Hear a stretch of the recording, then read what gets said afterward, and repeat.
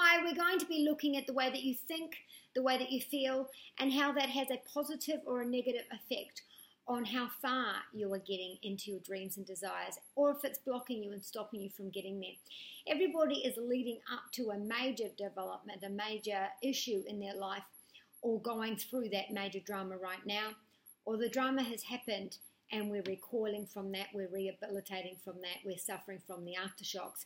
And then lastly, we have people that have finished that and they're trying to get everything within themselves, gather up their strength, their courage to be able to get up and to move forward, to move on from what that outcome was. And when we look at how our life has happened, how our genetic makeup, where we grew up, how our childhood was, what events have happened in our life and how that has psychologically or physically affected us. And we can see that through our lifetime, we've been learning how to think, how to react, and what life resembles. Sometimes in our life we have a trauma or post-traumatic stress disorder, or an occasion which has triggered the fight, flight, or freeze survival instinct within us. And this comes from the automatic animalistic part of our brain, and this is immediate, this is automatic.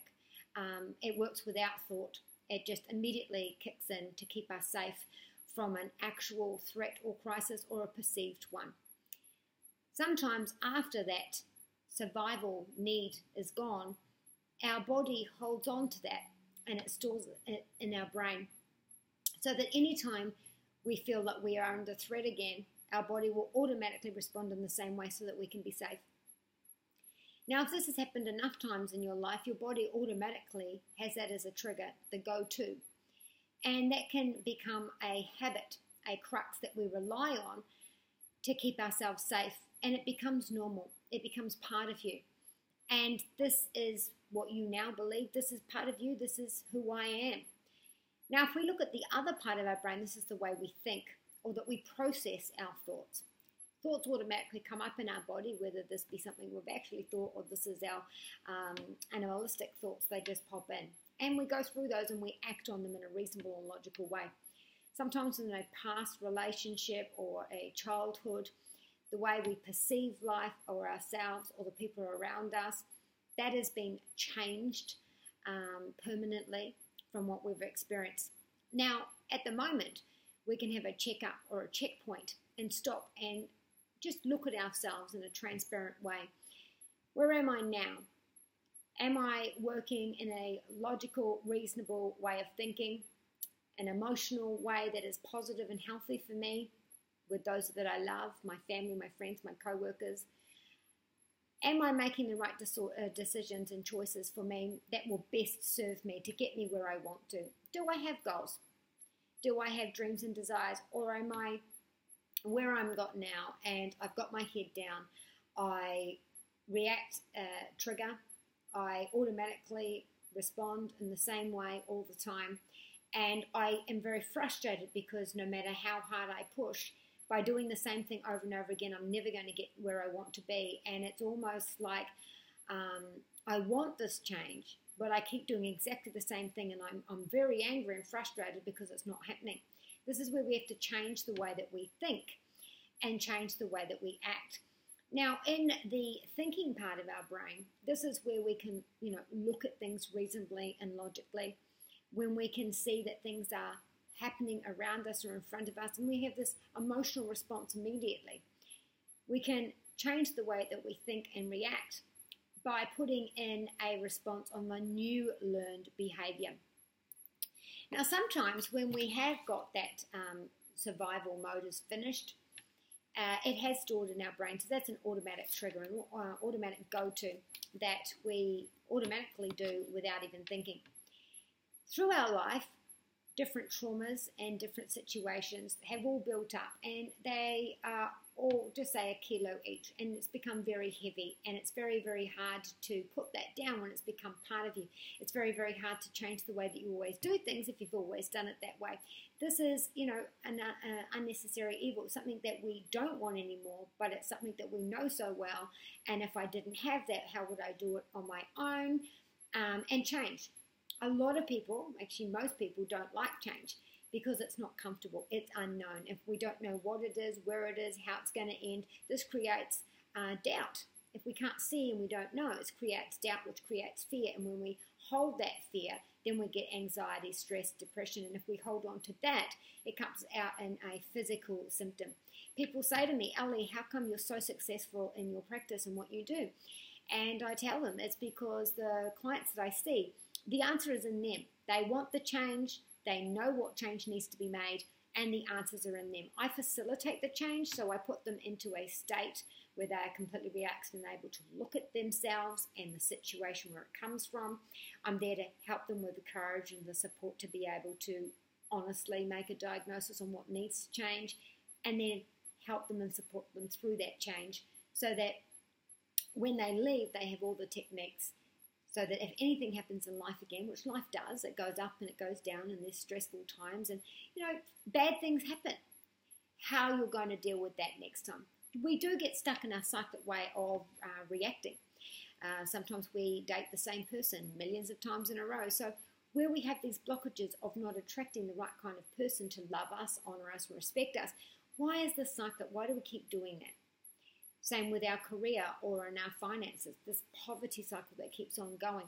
Holding on to things just in case you don't need them anymore, but you hold on to it just in case you're going to need it because this is money that you've got in your hand. So, clothes and things like that. And success.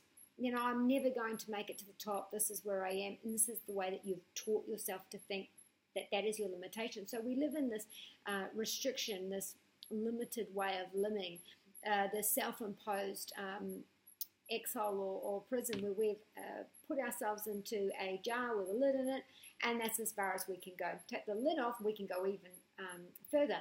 Take the jar away completely, the world is your oyster, there is no limit at all, but we are trapped into the way that we think because of life experience. So for us to be able to let go of the codependency on this survival trigger, the codependency on relying on others because we can't rely on ourselves because the doubt's been there from whatever traumas from the past, or even the dependency on holding on to this crux because it's safe and we don't want to go into the unknown because it's fear. And what if we look at our fears and it doesn't work? What are we going to do then? And then also our self-belief system, what we've learnt, what we've watched, what we've experienced, who we grew up with, the different experiences through our lives, positive or negative. That's where we have our self-belief systems. And if you always believe that way, things are never going to change. So it's the definition of insanity, doing the same thing over and over again and expecting a different result. For you to be able to have a different result, you've got to look at things differently. So first of all, we've got to clear out those self-limiting belief systems and those survival techniques. I'm going to be putting some new hypnosis on my website, but do go to guided meditations and you can choose any of the ones there. What we need to do is we need to look at, where the survival mode kicked in. What was the situation? What was the trauma? What was the emotion? Where was this fear? And look at it reasonably and logically. Now, has that helped us since? It helped us during the time when we needed it to keep us safe, to keep us going, to keep us out of danger. But has it served its purpose and no longer useful? Is it holding us like a bungee, unable to move forward? Very frustrated because it's holding you here. So looking at that, acknowledging what it was, that emotional reaction, acknowledging what that is, and then being able to put that down.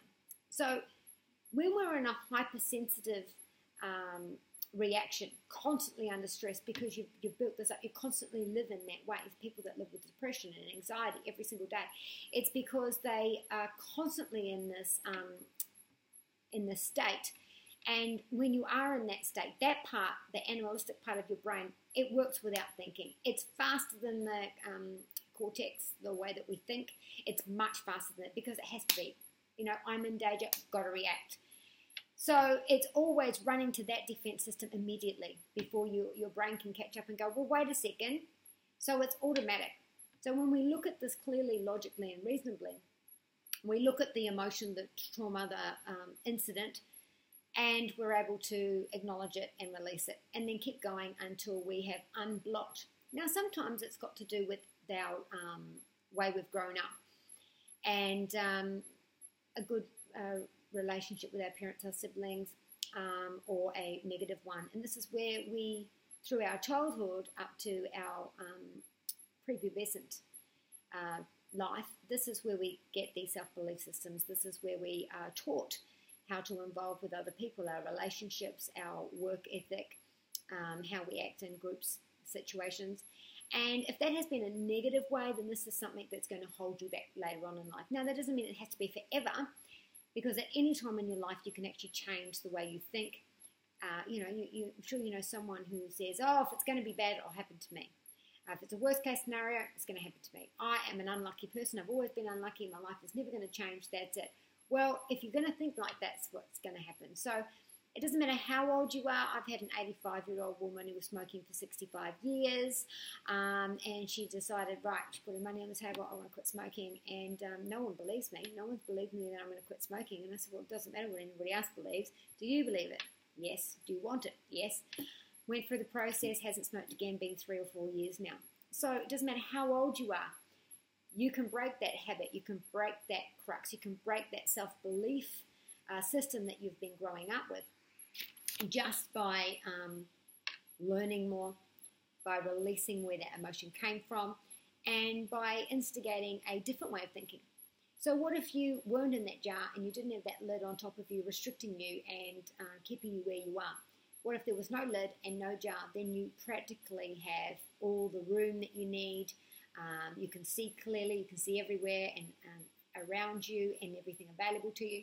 Well, there is going to be an opportunity this month and next month where you can actually start putting these things into action now so that you're able to take advantage of that. Now, do remember that these lifelong way of thinking, the way of behaving, comes from this life or before. If you don't believe in past lives, and this is repetitive way of living, of thinking, of being, and that's what's the way that you are now is from that.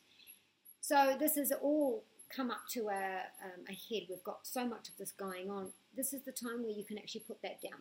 It might come up in a bit of a crisis first, where you are forced to look at where things are needing change, where you are forced to navigate in a different direction, where you are forced to say goodbye or let go of something that you've been holding on to dearly or don't want to let go of, but that it has no longer served its purpose. So with these endings, you are actually clearing out so you can invite more in. So the poverty mentality, holding on to clothes that you might need in sometime in the future, but you haven't used them in 4 years.